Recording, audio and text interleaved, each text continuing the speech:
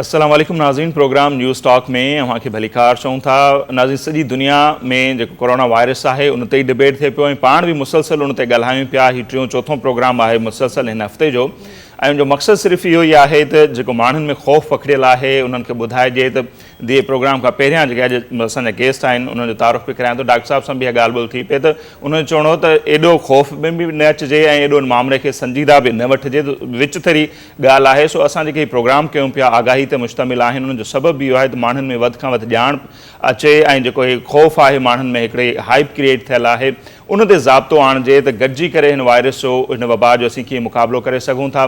गॾोगॾु असांजी कोशिशि इहा रहे पई त हुकूमती सतह ते जेके इंतज़ाम कया पिया वञनि, हुकूमत सां लाॻापियल जेके माण्हू उन्हनि खे घुराए करे उहे बि असीं मालूम करियूं पिया। अॼु जी जेका अपडेट अवां सां जेकॾहिं शेयर कंदा हलूं त हिन वक़्तु जेको दुनिया में तादाद ॿुधाए पियो वञे उहो 2,18,000 खां वधीक ॿुधाए पियो वञे मुतासिर माण्हुनि जो कोरोना वायरस जे करे जेके मुतासिर थिया आहिनि। 9,000 जे लॻभॻि ॿुधाए पियो वञे त फ़ौतिगियूं थियूं आहिनि ऐं 80,000 खां वधीक जेके माण्हू आहिनि ॿुधाए पियो वञे त उहे सिहतयाब बि थी विया आहिनि। वुहान जेको सूबो जितां खां ई ॿुधाए पियो त वायरस जितां खां हुन सफ़र कयो हो, उतां जो इहे रिपोर्ट अचनि पियो त काफ़ी जेके इस्पतालूं उते ठाहियूं वियूं हुयूं मक़ामी लेवल ते उहे बंदि कयूं वियूं आहिनि। उतां डॉक्टरनि जूं टीमूं वापसि अचनि पियूं ऐं चीन जी जेका आर्मी आहे फ़ौज उहे डॉक्टरनि खे सल्यूट पेश करे उनखे सलामी ॾियनि पिया त उन्हनि शानदार ख़िदमतूं सरअंजाम ॾिनियूं आहिनि। त ॿुधाइण जो मक़सदु इहो ई आहे त जेकॾहिं एहतियाती तदाबीर बहितर हुजनि, माण्हू उन ते ज़ाब्तो आणे सघे थो। जीअं चाइना में अॼु ॿुधाए पियो मक़ामी लेवल ते अॼु को बि केस रिपोर्ट न थियो आहे, जेका हिकिड़ी ख़ुशाइंद ख़बर आहे। सो सिंध में जेको कुझु थिए पियो हींअर ताईं जेको ॿुधाए पियो त 211 केस सिंध में रिपोर्ट थिया आहिनि ऐं वधीक जेके माण्हू आहिनि आया आहिनि जेके ताफ़तान रस्ते उन्हनि जूं टेस्ट वग़ैरह अञा थियनि पियूं। त सिंध हुकूमत नो डाउट कमु बि तमामु शानदार कयो आहे ऐं हींअर ताईं सॼे मुल्क में जेकॾहिं ॾिसूं त सिंध सूबो टॉप ते वञे पियो। त सभ खां पहिरियों स्कूल बंदि कराइण, तालीमी इदारा, मार्केटूं, पब्लिक ट्रांसपोर्ट, तोड़े जूं त थोरी घणी तनक़ीद बि थी, पर माण्हू हाणे उन ॻाल्हि ते अची विया आहिनि त ज़ाहिर आहे एहतियाती इन बीमारी जो जेको आहे इलाजु आहे ऐं उनमें सिंध हुकूमत शानदार कमु करे पई।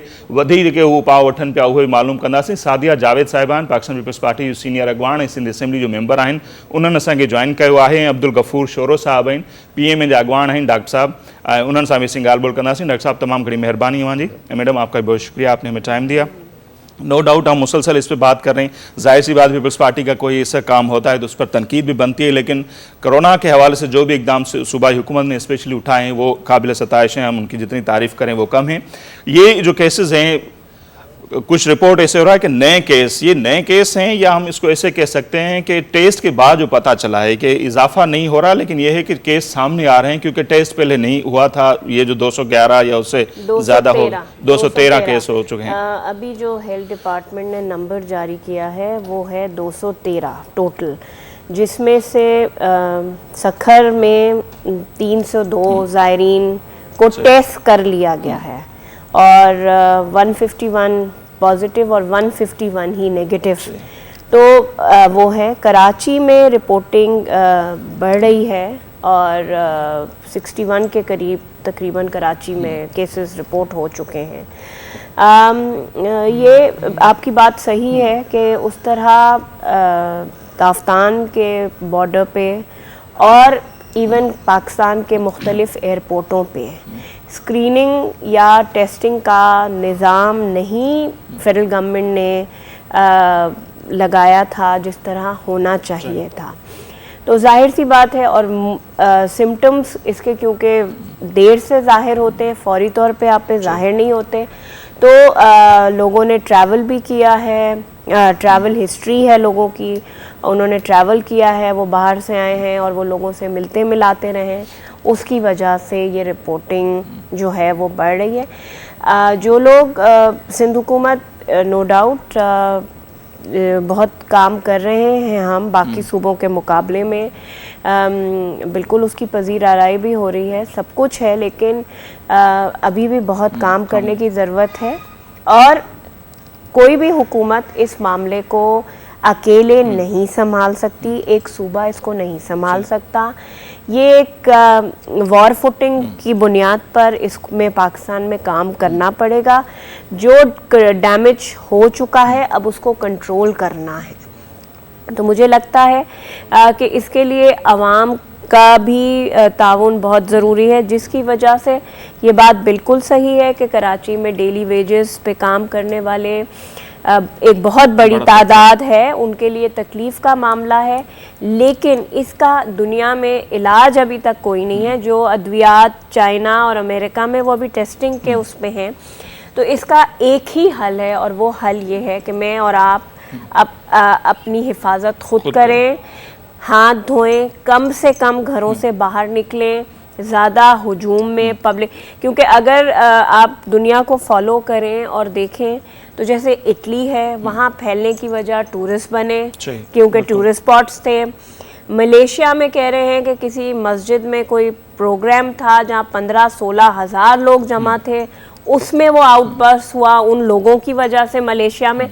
तो कह रहे हैं कि जी पब्लिक गैदरिंग्स जितनी, और फिर हम बाहैसियत मुसलमान, जब मैं और आप ये सुनते हैं कि काबतुल्लाह बंद है, मुसलमानों की हिफाजत की खातिर सऊदी अरब की हुकूमत ने खाने काबा को जो है उसके लिए उसको रिस्ट्रिक्ट किया है, लोगों की मूवमेंट।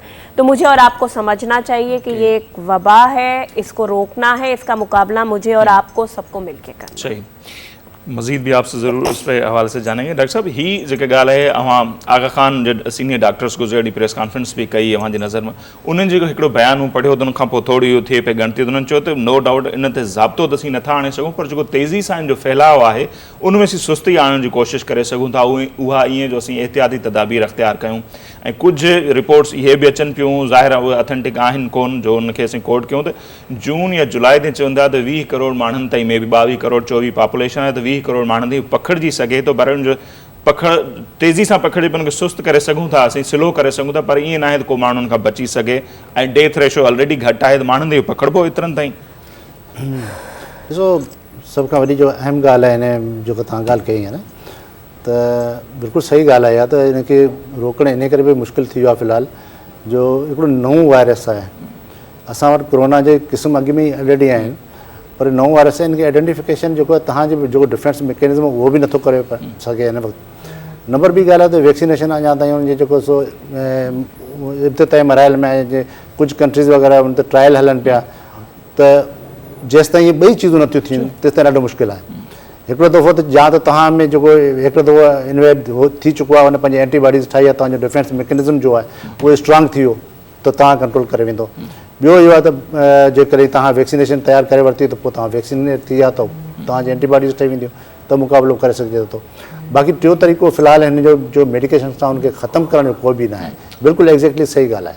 नंबर ॿी ॻाल्हि जेका आहे सो कुझु चीज़ूं अहिड़ियूं आहिनि जेके केसिस हूंदा आहिनि न, त उन्हनि खे तव्हां ख़तमु कयो। ऐं उनजी हाणे ईअं थियो त जेकॾहिं तव्हांजे कम्यूनिटी जे अंदरि अलाह न करे फ़िलहाल त कोई वॾो मसइलो न आहे, हींअर जेके तव्हां ट्रेवल जेके करे अचनि पिया उहे तव्हांजा केस निकिरनि पिया, पर इहे जेके केस आहिनि जेकॾहिं कम्यूनिटी में हले विया त पोइ प्रॉब्लम वॾो थींदो। ईअं थींदो, उन करे सभ खां वॾी जेका ॻाल्हि कई अपने MP साहिब, त उहा जेका अचनि था ॿाहिरां अचनि था, हा, उहे भले इहे एयरपोर्ट तां अचनि या बाय रोड अचनि, पर उन्हनि जी स्क्रीनिंग तमामु ज़रूरी आहे। उनखे क्वारंटाइन कयो वञे, उन्हनि खे रखियो वञे। उनजो ॾिसो 14 या 15 ॾींहं जेको वॾो मसइलो न आहे। उन्हनि में तव्हां जेकॾहिं क्लियर थी था वञो त तव्हां सिर्फ़ु पाण खे न बचायो, पर पंहिंजे कम्यूनिटी खे बचायो, तव्हांजे ख़ानदान खे बचायो। बाहि लॻंदी आहे न, चवंदा पाड़े में सभिनि जा घर सड़ंदा आहिनि, हिकिड़े जो न सड़ंदो। त इहा ॻाल्हि जेका सम्झणु घुरिजे कम्यूनिटी खे, त उन्हनि खे बि एतिरो ई पार्टिसिपेट करणु घुरिजे जेतिरो गवर्नमेंट जो कमु आहे, जेतिरो डॉक्टरनि जो कमु आहे, जेतिरो मीडिया जो कमु आहे। इहे सभु जॾहिं मिलंदा तॾहिं कमु थींदो। ऐं हीअ जेके सूबाई हुकूमत इंतज़ाम कया आहिनि, पहिरें दक में तालीमी इदारा बंदि थिया, पोइ उनखां पोइ पार्क बंदि थिया, वॾा वॾा शॉपिंग मॉल बंदि थी विया, सरकारी ऑफिसूं, पब्लिक ट्रांसपोर्ट ताईं बि इंट्रासिटी बसिस, त इन्हनि क़दमनि सां ई जेके इक़दाम कया पिया, उन सां सम्झो पियो त केतिरो उन ते असीं ज़ाब्तो आणण में असांजी मदद मिलंदी। घणा माण्हू तनक़ीद बि कनि था, उन्हनि खे एज़ ए डॉक्टर मां सम्झाए सघूं था। तमामु वॾो फ़र्क़ु पवंदो तव्हांखे। असल में प्रॉब्लम इहा आहे त जिते जिते तव्हांजी कम्यूनिकेशन जेका सारा मतिलबु तकलीफ़ त थींदी न माण्हुनि खे, त यार असां खुलेआम घुमूं फिरूं इंजॉय करियूं, लेकिन उन सां गॾोगॾु इहो बि तव्हां सोचो त जेकॾहिं तव्हांजी गैदरिंग वधंदी, इहो मूंखे बि ख़बर न आहे त तव्हां असां पाण में ॻाल्हायूं वेठा, त थी सघे थो ॿी डॉक्टर कंहिंखां इन्फेक्ट थी चुको हुजां ऐं 14 ॾींहंनि जे अंदरि मूंखे सिम्टम्स ज़ाहिर थी वञनि ऐं कोई प्रॉब्लम थिए तव्हांखे मां इन्फेक्ट कयां, त उन जे लाइ इहो तमामु ज़रूरी बहितरीनु क़दम आहे जो उन्हनि खे सो रिस्ट्रिक्ट कयो वियो आहे घरनि ताईं, लेकिन इहा ॻाल्हि बि असांजे आवाम खे सम्झणी पवंदी त इहे जेके गाॾियूं बंदि कयूं वियूं आहिनि, इहे जेके शॉपिंग मॉल, कपिड़ा जेको सो हर इंसान जा 5, 7, 8 वॻा हूंदा ई आहिनि। ज़रूरी न आहे त तव्हांजे कपिड़े जी मार्केट अॼु ई खुले, अॼु तव्हां वरी नओं को जोड़ो वठो, तंहिंजे करे 15 ॾींहं बंदि थी वियो त कोई फ़र्क़ु नथो पए। अहिड़े तरीक़े सां जेके कारूं आहिनि, तव्हांजा शोरूम बंदि थी विया त कोई हर रोज़ाना कंहिं गाॾी नथी खपे। तव्हांजी ग्रोसरी जो आहे न उहा अवेलेबल आहे हर जॻह ते, लेकिन उन जे अलावा बि मुंहिंजे ख़्याल में कुझु प्लानिंग करणी पवंदी। जो ये रश थिए थी मार्केटुनि में हिन वक़्तु, उनखे थोरो घटि करिणो पवंदो ऐं मुख़्तलिफ़ मक़ामनि मतिलबु कुझु डिस्टेंस वग़ैरह ते नंढा नंढा मार्केट क़ाइमु करणा पवंदा।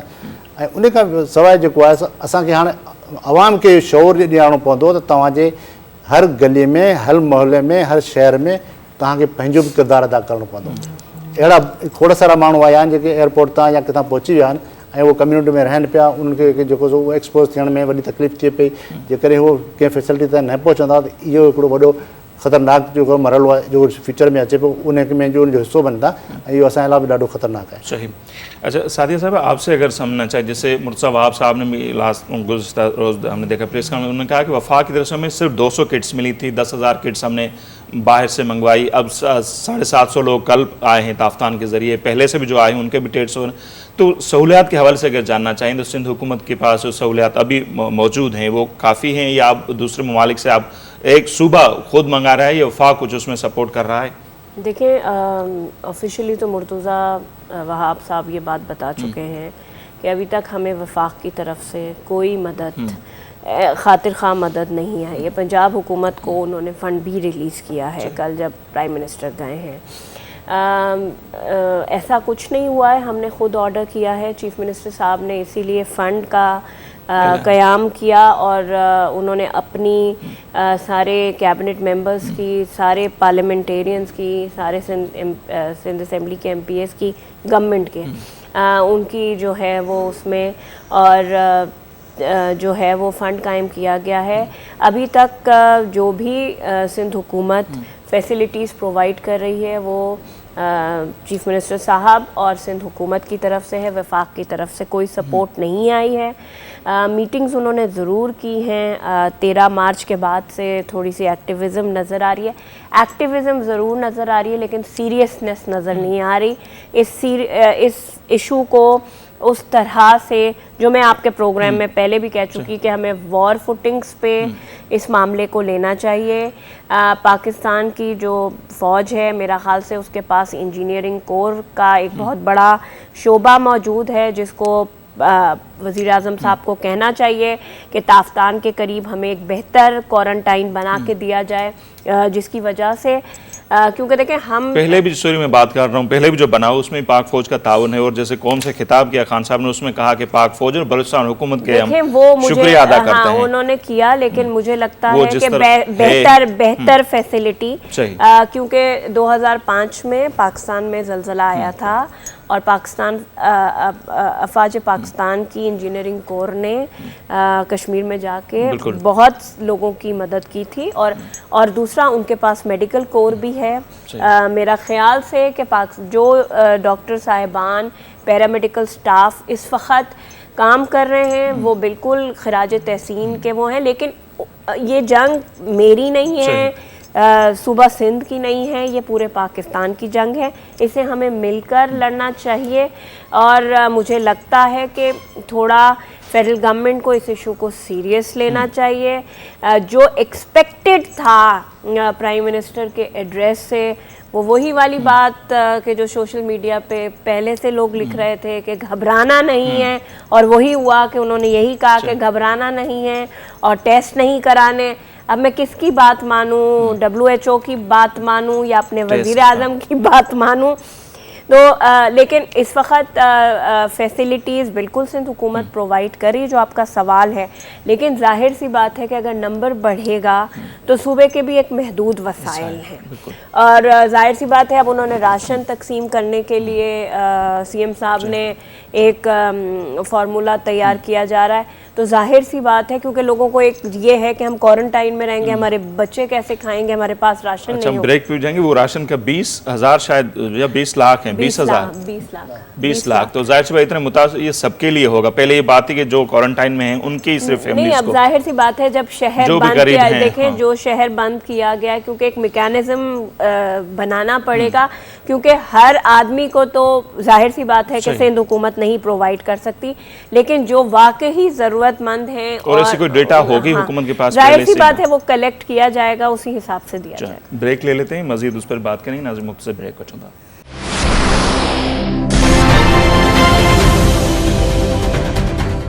जी नाज़रीन, ब्रेक खां पोइ हिकु भेरो ॿीहर अव्हांखे भलीकार चऊं था।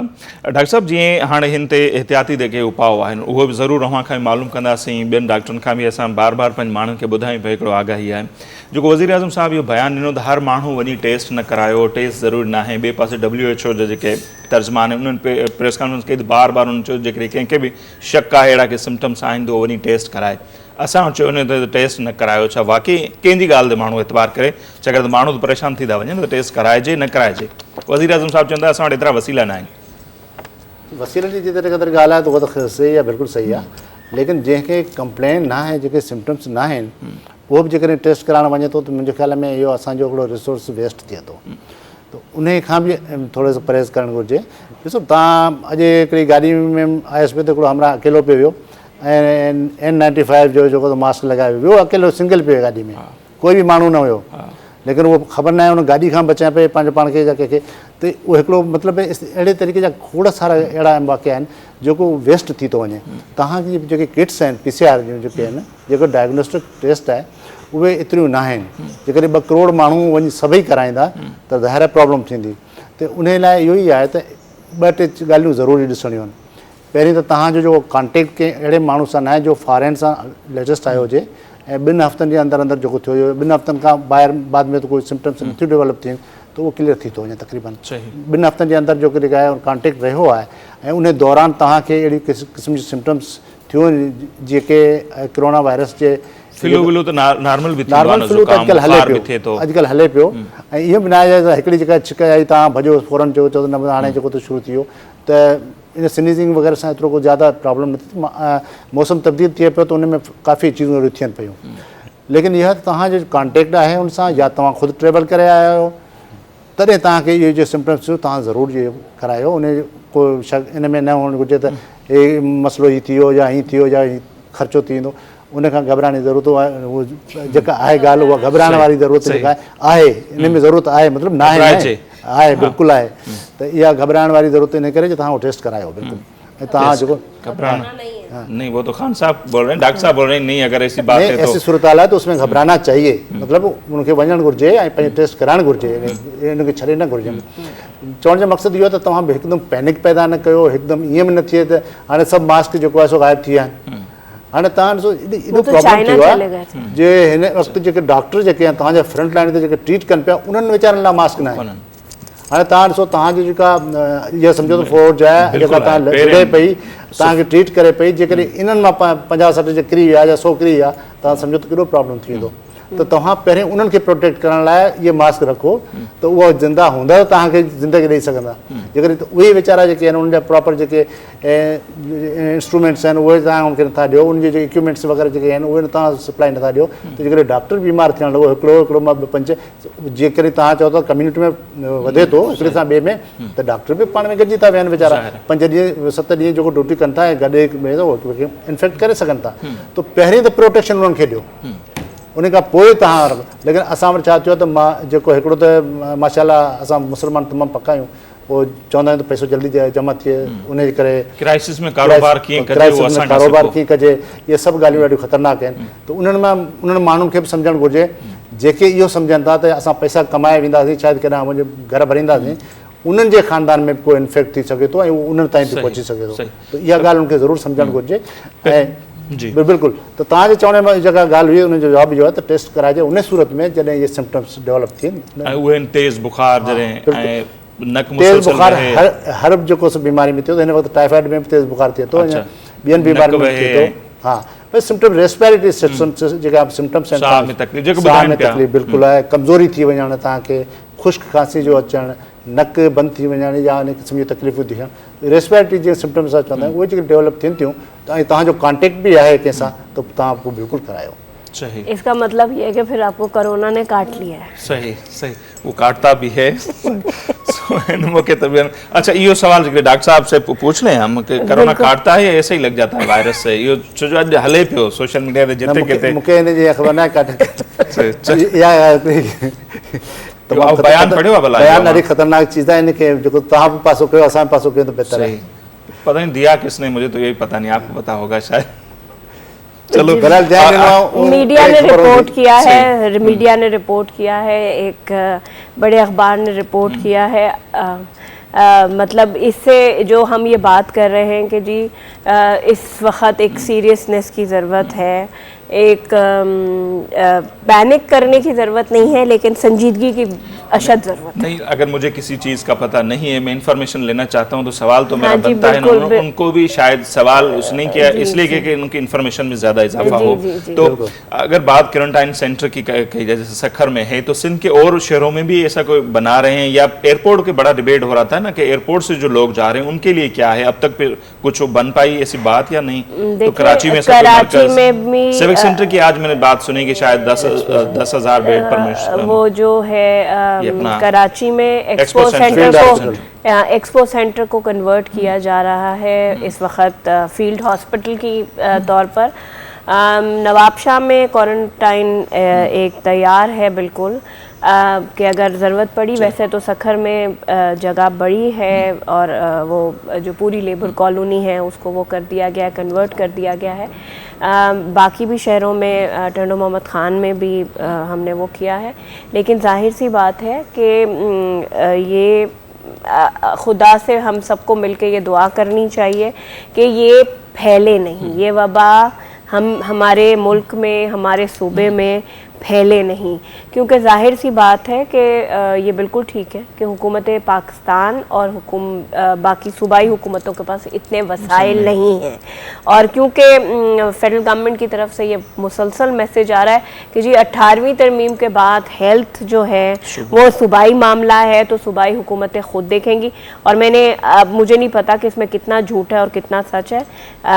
सोशल मीडिया पे कैसर बंगाली साहब ने ट्वीट किया है कि शायद हम वर्ल्ड बैंक से और एशियन डेवलपमेंट बैंक से कोरोना वायरस से लड़ने के लिए लोन ले रहे हैं। तो मतलब ये तो इंतहाई दर्जे की हद होगी कि अगर हम कर्ज़े पे इसका, और उसके बावजूद हुकूमत पाकिस्तान उसकी सीरियसनेस नहीं दिखा रही है, तो मुझे लगता है कि थोड़ा सा फेडरल गवर्नमेंट को सीरियस हो जाना चाहिए।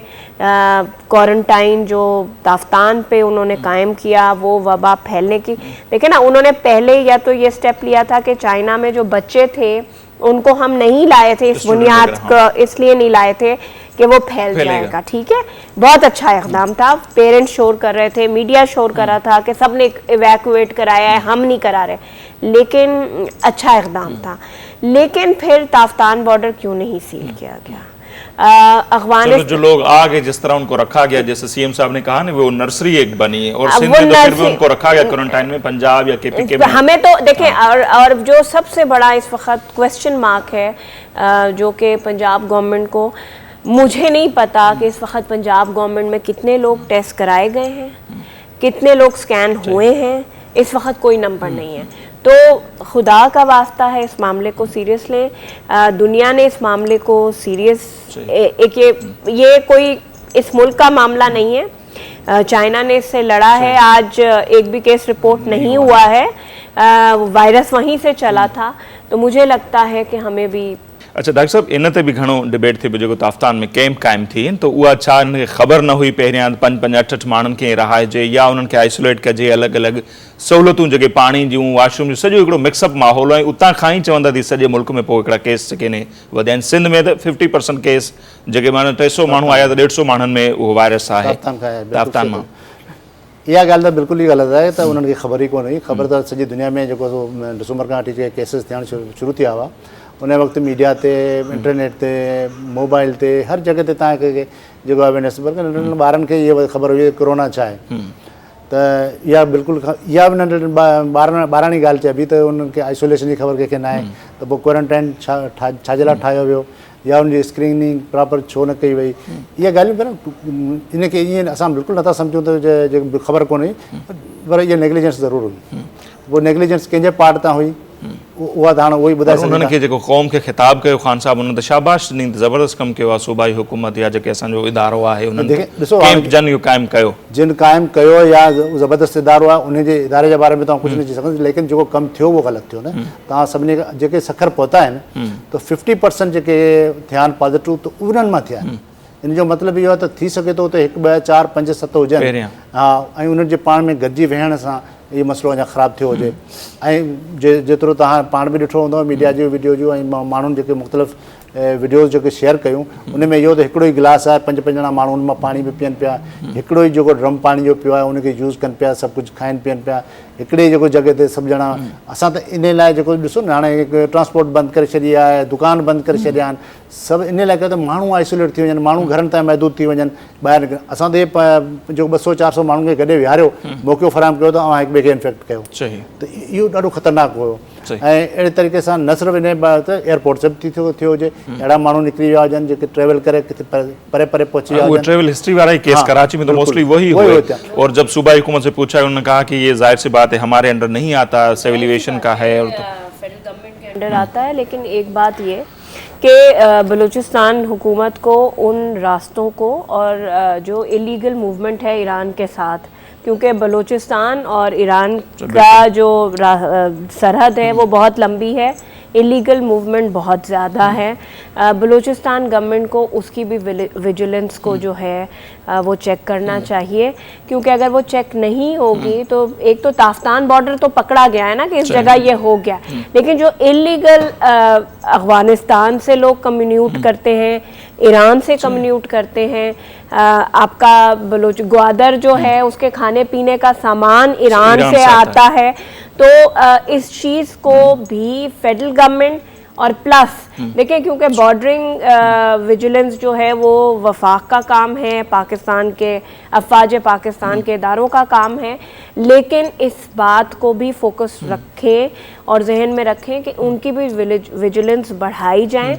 अगर नहीं बढ़ाई जाएंगी तो ये तो जो एयरपोर्ट पे आ रहे हैं चले ये तो किसी तरह FIA ट्रैक डाउन कर लेगी, या ताफ्तान बॉर्डर पे या चमन बॉर्डर पे वो तो किसी तरह ट्रैक डाउन हो जाएंगे। जो इलीगल मूवमेंट हो रही है उसको हम कैसे ट्रैक डाउन करेंगे, और अगर खुदा ना खास्ता